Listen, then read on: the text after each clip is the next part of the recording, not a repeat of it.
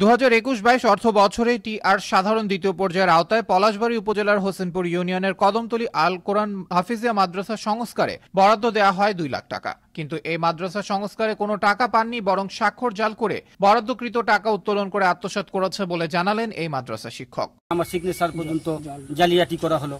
তাহলে এই এতিমখানার নামে এতিম বাচ্চাদের টাকা যারা এরকম ভাবে তুলে নিয়ে আত্মসাৎ করবে, এদের বিচার একমাত্র আল্লাহই করবে।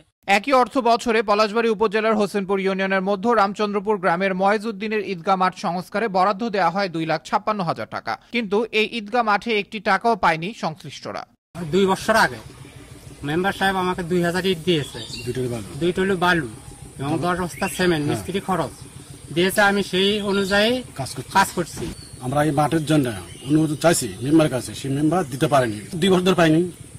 এদিকে ওই অর্থ বছরে টিআর সাধারণ প্রথম পর্যায়ে একই গ্রামের সেলিমের বাড়ির পাশে ঈদগাহ মাঠ সংস্কারে 2,28,000 টাকা বরাদ্দ দেওয়া হলেও সেখানেও কোনো টাকা পৌঁছেনি।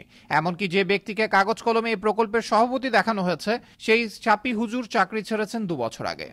2 বছর আগে ওখানে কাজ হয়েছে, এখন আর কাজ নাই। আর সাপি হুজুর আছিল, তাই 2 বছর আগে এখান থেকে চলে গেছে। আমার বাড়ির সামনে মাঠ, ঈদগাহ মাঠ, 2 বছরে কোনো টাকা পয়সা পাইনি। 2 বছর হচ্ছে কাজ করা হয়েছে। এদিকে এই সকল প্রকল্পের অর্থ ছাড়ে শতকরা 10 টাকা হারে ঘুষ নেওয়ারও অভিযোগ রয়েছে এই পিআইওর বিরুদ্ধে। টাকা জমা দিয়ে বিল করে আনা হয়েছে 40,000। আগে 2 লাখ টাকা হচ্ছে, আমি 20,000 টাকা করে দিচ্ছি আগে, তারপর আমাকে চেক দিচ্ছি।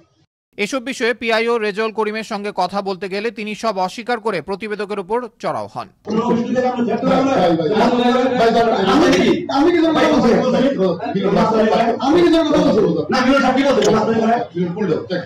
তবে এই ঘটনায় যে জড়িত থাকুক তদন্ত করে কঠোর ব্যবস্থা নেওয়া হবে বলে জানান জেলার এই শীর্ষ কর্মকর্তা। তবে আপনারা যদি সুনির্দিষ্টভাবে যদি সেরকম কোনো অভিযোগ বা আপনারা দাখিল করেন, তাহলে আমরা সেটিকে আমরা যথাযথভাবে তদন্ত দিয়ে পরিপূর্ণভাবে বাস্তবায়ন করার জন্য ব্যবস্থা গ্রহণ করব।